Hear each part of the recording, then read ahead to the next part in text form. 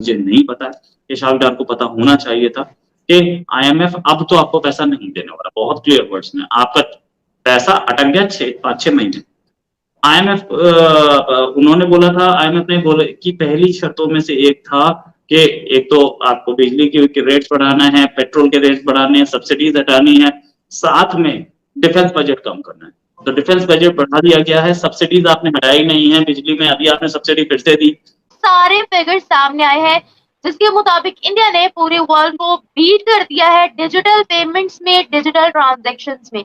अगर अमाउंट की बात की जाए तो 89.5 मिलियन की डिजिटल ट्रांजैक्शंस हुई है इंडिया में। दूसरे नंबर पर ब्राजील आता है, तीसरे नंबर पर चाइना आता है। क्या कहेंगे आप इसकी बात? इंडिया ने पूरी दुनिया को बीट कर दिया है डिजिटल पेमेंट्स में।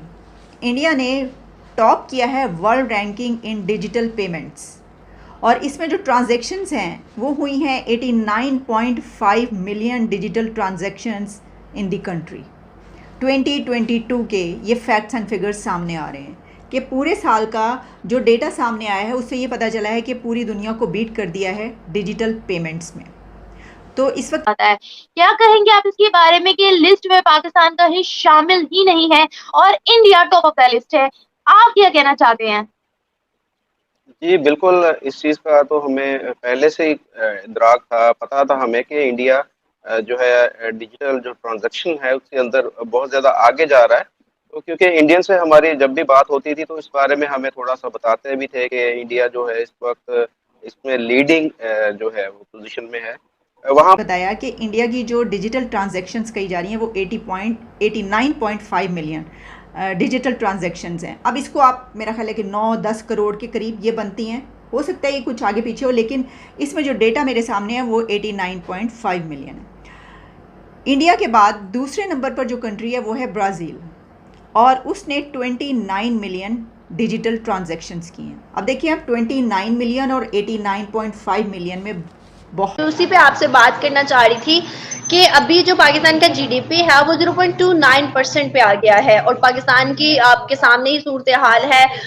एक तरफ अगर हम देखें तो कश्मीर है, आज़ाद कश्मीर हमारे पास जो है, उसके हालात अगर हम देखें उसको ठीक करने की बजाय अपने पंजाब का हमारा जीडीपी और हमारे पंजाब के प्रोटेस्ट नहीं खत्म हो रहे। अब यहाँ पर सवाल ये है सर कि इस हेलो दोस्तों, देखिए भारत जो है, भारत में जो डिजिटल जो मोदी जो हमारे लेकर आए थे, मोदी जी जो डिजिटल भारत की वो लेकर आए थे कि पूरे भारत को डिजिटल बनाना है, तो उसको लेकर जो पाकिस्तान जो बहुत ज़्यादा इस समय परेशान सा हो गया, क्योंकि भारत जो नंबर 1 बन गया है डिजिटल पेमेंट के मामले में। और सबसे बड़ी बात जो निकल कर सामने आ रही है वो ये आ रही है, पाकिस्तान का तो इसमें नाम निशान ही नहीं है कि ऑनलाइन पेमेंट डिजिटल वगैरह इनका कुछ भी नहीं है। वर्ल्ड की बात करें तो सबसे पहला नंबर जो भारत का रहा है, दूसरे पे ब्राज़ील का है।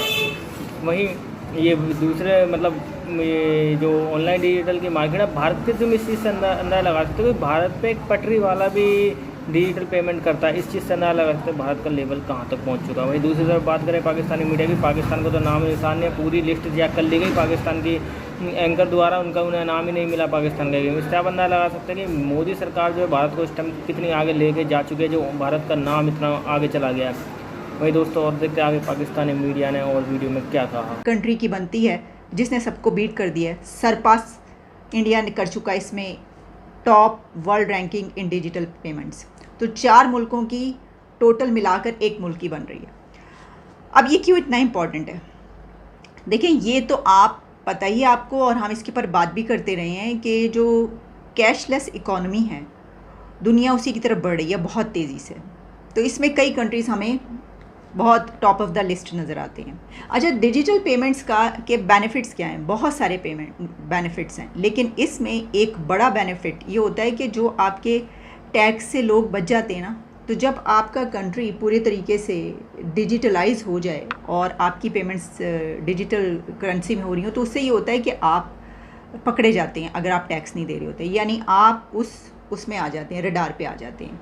तो इस तरीके से आपका टैक्स सिस्टम भी बेहतर होता जाता है। तो मेरा ख्याल है कि हमारे मुल्क के लिए तो फिर ये बहुत ही ज़रूरी है। ऐसे कंट्रीज़ के लिए जहाँ पर लोग टैक्स बचाते हैं, नहीं देते, तो जैसे जैसे ये डिजिटल पेमेंट्स बढ़ रही हैं तो इसका एक फ़ायदा ये भी होता है कि आपके कंट्री में टैक्स सिस्टम भी बेहतर होता जाता है। लोग ज़्यादा से ज़्यादा टैक्स के अंदर आते जाते हैं अपने पे करने के लिए।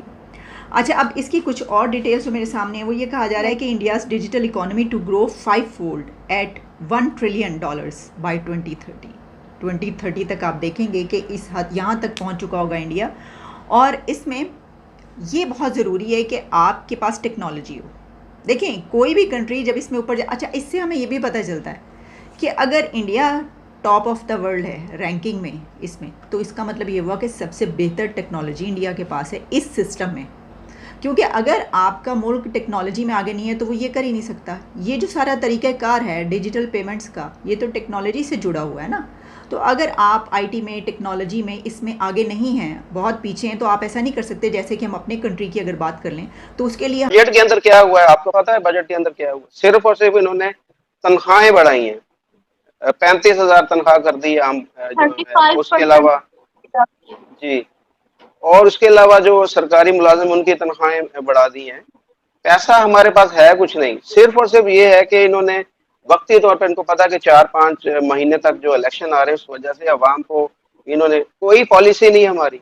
ये होता है ना कि इंडिया के अंदर आप देखें कि वो पॉलिसी बनाते हैं 10 साल की, 15 साल की, 20 साल की पॉलिसी बनती है। अपने मुल्क को बेहतर बनाने के लिए वो सारे सर जोड़कर बैठते हैं और देखते हैं कि जी हमने कौन सा चीज काम करने हैं, कौन सी ऐसी प्लानिंग करनी कि जिसकी वजह से इंडिया जो है वो फास्ट ग्रोइंग कंट्री में शामिल हो। अब देखें, 5वीं बड़ी इकोनॉमी इस वक्त इंडिया बन चुका है।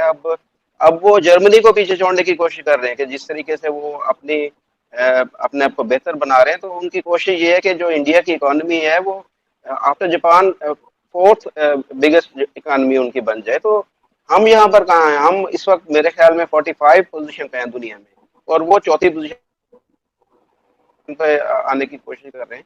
तो मेरे ख्याल में हमें बजाय ये कि हमें ये हो कि हम उन पर तनकीद करते जाएं कि वो ये करें वो करें, उनको देखने की और उनकी जो है कॉपी करने, कम से कम कॉपी कर ले। मैं तो ये कहता हूँ कि आप नहीं कुछ आपसे कुछ होता तो उनकी कॉपी करनी शुरू कर दे, तो आप मेरे ख्याल 2-4-5 साल में बेहतर हो जाएंगे। अच्छा मुजफ्फर जी, यहाँ पर मैं आपसे एक बात पूछना चाहूंगी कि पाकिस्तान के पास भी कुछ चंद ऐप्स हैं जैसे कि जैज कैश, जैसे कि इजी पैसा, लेकिन कुछ एक ऐसी ऑथेंटिक हम लोगों ने कुछ लॉन्च नहीं किया है जिसका पूरे वर्ल्ड में नाम हो। जब यूपीआई लॉन्च हुआ था तो काफी ज्यादा सक्सेसफुल रहा। हमने देखा कि अमेरिका तक ने यूपीआई डिमांड किया, बड़े बड़े ममालिक ने यूपीआई की तारीफ की और डिमांड भी किया। आपको क्या लगता है, आपको पता है कि आप जो ममालिक दूसरे और तीसरे नंबर पर भी आ रहे हैं उनकी अमाउंट में भी और इंडिया की अमाउंट में भी जमीन आसमान का डिफरेंस है। फॉर एग्जांपल, अगर ब्राजील दूसरे नंबर पर है तो 29 मिलियन डिजिटल ट्रांजैक्शंस के साथ दूसरे नंबर पर, अगर चाइना। तो दोस्तों, जैसा कि आपने देखा कि किस प्रकार पाकिस्तानी मीडिया जो हैरान हो गई है, परेशान हो गई है। उनका कहना है कि यार भारत धीरे धीरे देखो ऑनलाइन, सबको ऑनलाइन भी सिखा दिया। किसी टाइम पे कहा जाता है कि भारत में ऑनलाइन पेमेंट कराना बहुत मुश्किल है, कोई पढ़ा लिखा नहीं है, ये वो, मतलब बहुत सारे वो दिए जाते थे। लेकिन अब इस साल में भारत जो 2022 का जो वो निकाला है उसमें भारत नंबर 1 निकल कर आ रहा है। तो दोस्तों, आपको वीडियो कैसा लगा? वीडियो अच्छा लगा तो वीडियो को लाइक जरूर करें।